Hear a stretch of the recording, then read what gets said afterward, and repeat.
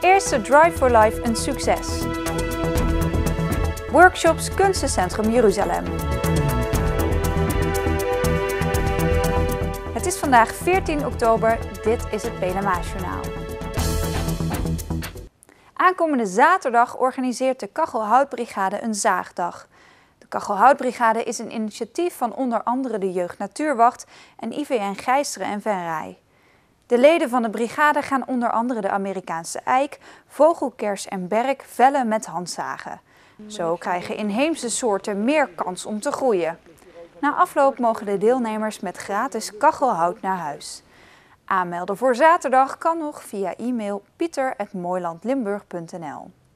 Afgelopen zaterdag ging de eerste Drive for Life van start. Op het circuit van Raceway Venray organiseerde Ruby & Rose een bijzonder evenement. Ruby & Rose zet zich in voor wetenschappelijk onderzoek naar gynaecologische kanker. De stichting heeft sinds de oprichting in 2007 al meerdere geldinzamelacties georganiseerd. 1 keer per jaar is een golfevenement met bekende Nederlanders. Het evenement Drive for Life werd voor de eerste keer georganiseerd. Ik kwam familie Maassen tegen, hier van Raceway Venray. En die hebben natuurlijk een prachtige locatie, een geweldig circuit. En die boden mij de kans eigenlijk om hier iets te organiseren. Dus ja, dan denk je meteen aan auto's. Dus vandaar eigenlijk die rally en die race, de adrenaline en het sportieve element wat hier aan zit. Bestuurslid Gladys van der Munkhoff heeft zelf ook een aantal jaar geleden gynaecologische kanker gehad. Zij weet hoe belangrijk het is dat er meer onderzoek naar de ziekte wordt gedaan. Nou, als ik je vertel dat er ongeveer 1100 vrouwen per jaar, meisjes en vrouwen, dus onze dochters, onze moeders, onze zussen, net wat, eierstokkanker krijgen. En van die 1100 sterven er 900. Dus dat is een schrikbarend getal natuurlijk. En er is wereldwijd nog geen voorstadium gevonden van eierstokkanker. En professor Leon Massuger, dus hij is verbonden aan het Radboud Universiteitsziekenhuis, die is met name gefocust op onderzoek op eierstokkanker. Om in ieder geval dichter bij een uitkomst te komen, zodat er over een aantal jaren daar niet meer zoveel vrouwen aan hoeven te sterven. Er deden in totaal 30 teams mee aan de rally. Bijzondere deelnemers waren Ad en Rian Schellekens. Zij deden als enige 2 mee op een motor. Nou, de rally was fantastisch. Wij hebben de eerste helft gedaan en die hebben we volgens mij 2 keer gedaan. Dus het roadbook was in hele kleine lettertjes. En qua leeftijd kan ik natuurlijk niet alles meer lezen dan. Maar we hebben het gehaald, dus het is gelukt. Rian heeft zich al eerder ingezet voor Ruby & Rose. Samen met haar man heeft ze een wereldreis gemaakt waarmee ze geld inzamelde voor de stichting. Rian heeft haar eigen redenen om zich juist in te zetten voor dit doel. Sowieso omdat ik zelf vrouw ben. En via mijn familie, een nichtje van ons, die heeft die ziekte gehad. Maar ik ken wel meerdere mensen die daarmee geconfronteerd zijn geweest. En dat heeft me zozeer aangegrepen. En toen leerde ik Ruby & Rose kennen via Ingrid Verboom. En dat sprak me heel erg aan. En toen gingen wij die wereldreis maken. En dat was voor mij meteen uitgemaakte zaak dat wij daarvoor gingen reizen. Dus, Ook Theo Nabuurs, beter bekend als Mental Theo, zet zich in voor de stichting. Hij heeft ook ervaring met de ziekte in zijn directe omgeving. Een vriendin van me is overleden aan kanker. En die was in de laatste maanden heel erg bezig met de rest van haar leven na haar dood. En zeiden we, ik moet hier nou nog iets doen, weet je wel. We moeten iets zien te organiseren, te regelen.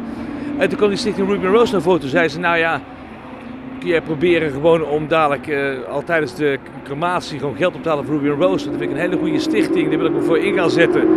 En als het dan mogelijk zou zijn, daarna dat er leuke dingen worden georganiseerd. Nou ja, dat gaf mij wel de reden om te zeggen, als ik iets terug zou kunnen doen voor haar, dan doe ik dat, weet je wel. Dus inmiddels al, weet ik hoe lang het is, doe ik dat met heel veel plezier en bij ieder evenement wat we doen voor Ruby & Rose. Denk je aan haar en aan al die andere mensen die dus te maken hebben met gynaecologische kanker, wat natuurlijk vreselijk is. Er was zaterdag een heel dagprogramma. 's Ochtends werd de rally gereden en 's middags konden de mensen instappen in een BRL-wagen of Dakar-truck. Theo Nabuurs was gevraagd om als reporter een verslag van de dag te maken. Dus ik ben met een cameraman onderweg om allerlei quotejes op te nemen. Dus om hoe is de ervaring en maar ook waarom doen mensen mee. Vaak hebben mensen die meedoen een nare ervaring die te maken heeft natuurlijk met kanker. Wat ook een beweegreden vaak hebben zeggen, nou, ik draag een extra steentje bij, weet je wel. Met een bepaalde emotie doen ze mee. Dat is eigenlijk heel erg mooi. Enerzijds geld binnenhalen voor het goede doel, voor onderzoek. Wat Leon Massoure doet, de professor van het ziekenhuis, die dat waanzinnig goed doet. En dat vertrouwen en dat hele team wat dan gekweekt wordt. Dus heel die familie van Ruby en Rose en die mensen wordt steeds groter. En die helpen elkaar en dat is echt heel erg mooi. 'S Avonds was er nog een avondvullend programma met een bijzondere muzikale act. En naar schatting is er zo'n €10.000 met het evenement opgehaald. Eind deze week wordt het exacte bedrag bekendgemaakt. De stichting Fietsvierdaagse Venray is op zoek naar vrijwilligers voor het team Verkeersregelaars. De stichting houdt jaarlijks in juli een fietsvierdaagse. Aan dit evenement doen jaarlijks ongeveer 3000 mensen uit heel Nederland en de buurlanden mee. Ter uitbreiding van het team wordt er gezocht naar vrijwilligers die boven de 18 jaar oud zijn en in het bezit zijn van een geldig rijbewijs. Het is nodig dat een verkeersregelaar eerst een instructie volgt. Kunstencentrum Jeruzalem houdt tijdens de herfstvakantie workshops voor kinderen van groep 1 tot en met 8. Op dinsdag 15 en woensdag 16 oktober kunnen de kinderen terecht voor workshops met het thema van de Kinderboekenweek.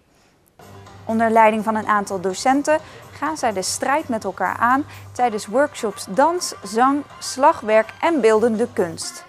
Kinderen worden ingedeeld in leeftijdsgroepen en volgen tussen 9:30 's ochtends en 3 uur 's middags 4 verschillende workshops.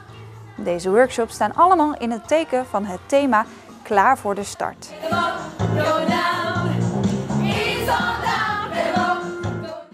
Tot zover dit Pelemaasjournaal. Tips kunt u mailen naar de redactie. Deze uitzending wordt herhaald tot en met dinsdag 12 uur 's middags. En in verband met de herfstvakantie hebben wij deze week wat minder uitzendingen. Donderdagavond is er weer een nieuw journaal. Weer of geen weer, bij ons is het altijd vakantieweer. Aankomende nacht is er vrij veel bewolking en er zijn perioden met regen. Morgen overdag is het half tot zwaar bewolkt. Er zijn buien, mogelijk met wat onweer en hagel. Het wordt 's middags zo'n 13 graden. Ik wens u nog een hele fijne avond en graag tot donderdag.